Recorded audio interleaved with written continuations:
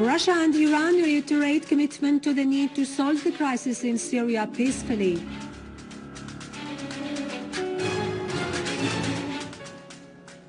Al-Qaeda terrorists target the Palestinian camps to get them involved in the Syrian crisis.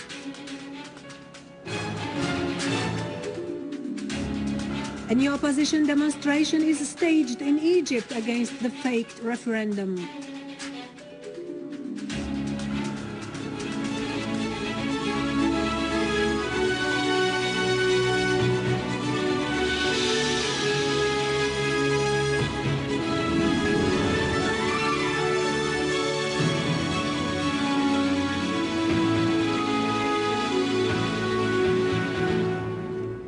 Good afternoon and welcome to our news for today.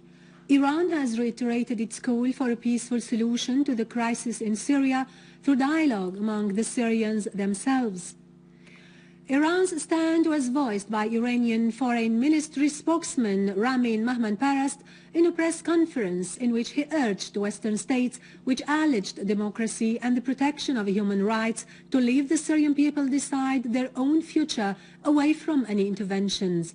Mahmanparast warned against the support rendered by the West and some regional and Arab countries for the terrorists in Syria through providing them with weapons and funds, affirming that this would expand the area of the crisis in the region.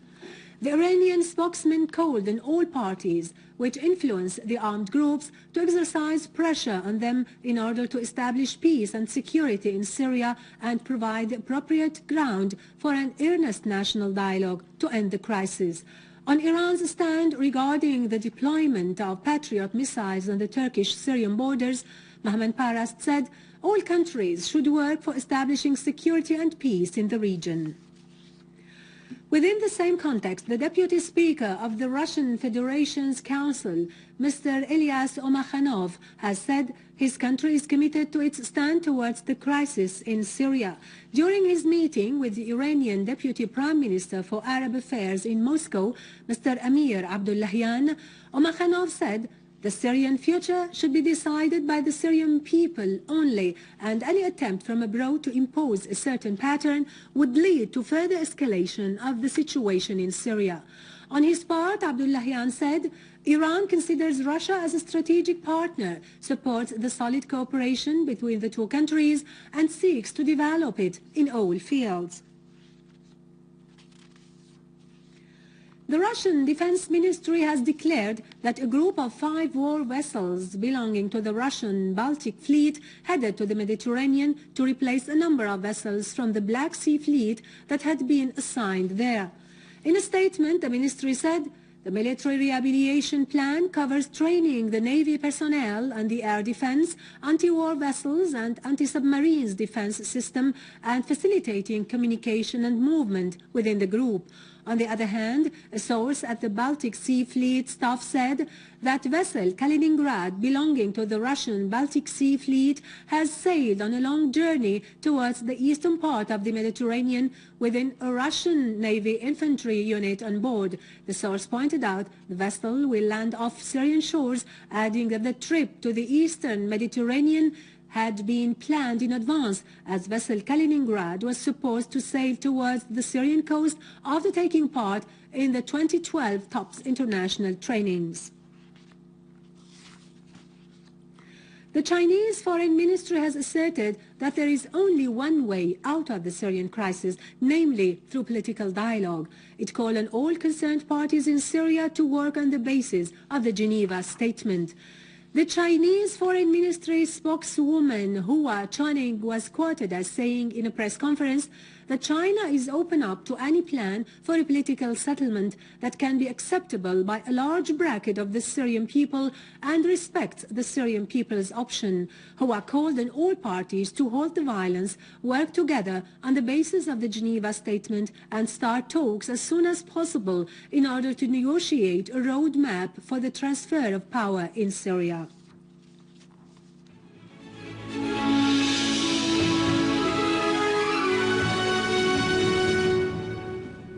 An army unit has eliminated a number of terrorists and destroyed their weapons and ammunition In Al-Husayniya in Damascus suburbs, another army unit destroyed a mortar gun in Al-Bhaydaliya, killing 3 terrorists.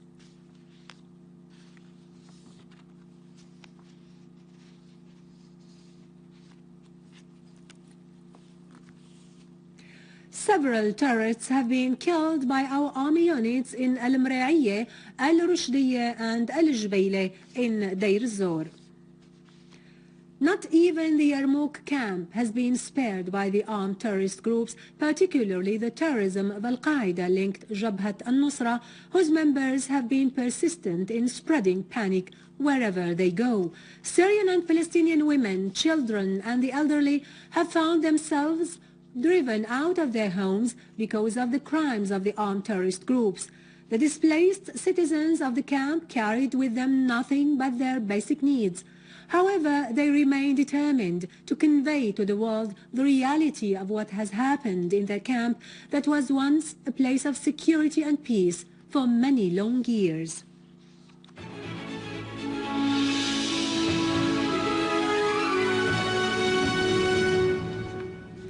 Minister of Health, Dr. Saeed al-Naif, said that an urgent shipment of medicine arrived from the Ministry of Health into Aleppo International Airport today.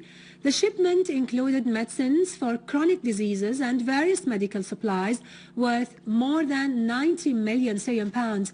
Minister al-Naif pointed out that the shipment is part of the efforts exerted to meet the health needs of various groups of patients in Aleppo. The minister added that more shipments are planned to be sent to Aleppo next week, including special surgical supplies and emergency equipment. Other medical shipments are prepared to be sent to a number of governorates, especially Al-Hasaka, Hama, Idlib, Al-Suwaida, Al-Qunaytira and Al-Raqqa. Yesterday, during his visit to Aleppo at the head of a large ministerial delegation, Prime Minister Dr. Wael al-Halaqi asserted that the government was closely following up events in Aleppo. During his meeting with a number of economic activities, he pointed out that the terrorists targeted all the economic bodies and living conditions of citizens and all the installations and institutions, including facilities and services, communications and energy. He explained that terrorist attacks on the highways leading to Aleppo prevented the arrival of quantities of fuel oil needed in the governorate.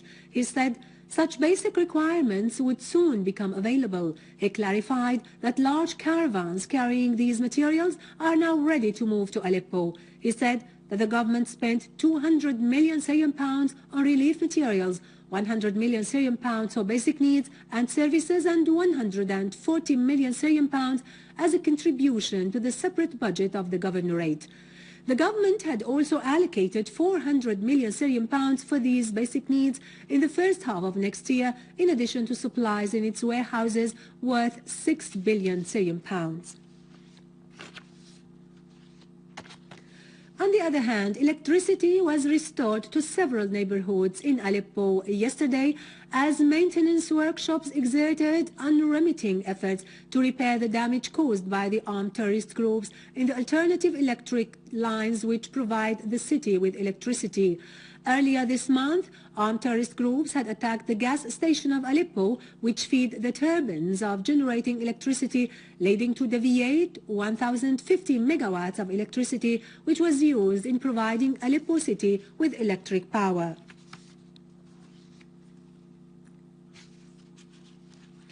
Finally, Egyptian opposition parties organized new demonstrations in Cairo and several cities today in protest against a referendum on the new constitution, as the first round of the referendum vote last Saturday witnessed many violations and fraud. The parties which called for the protest said that the march will start from Rabi' al-Adawiya Square and in front of An-Nur Mosque into the presidential palace. 2 other marches are planned to start simultaneously from Mustafa Mahmoud Square and from Shubra Crossing into At-Tahrir Square. Also, a massive march will start today evening in front of the presidential palace into the headquarters of the Supreme Committee for Elections.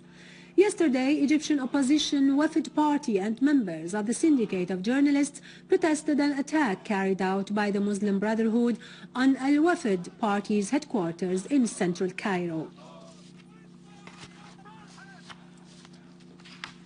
With this, we conclude our news bulletin for today. Thank you for watching. For more information about Syria and the region, and to view this bulletin again, you can always visit our website in English, syriaonline.sy.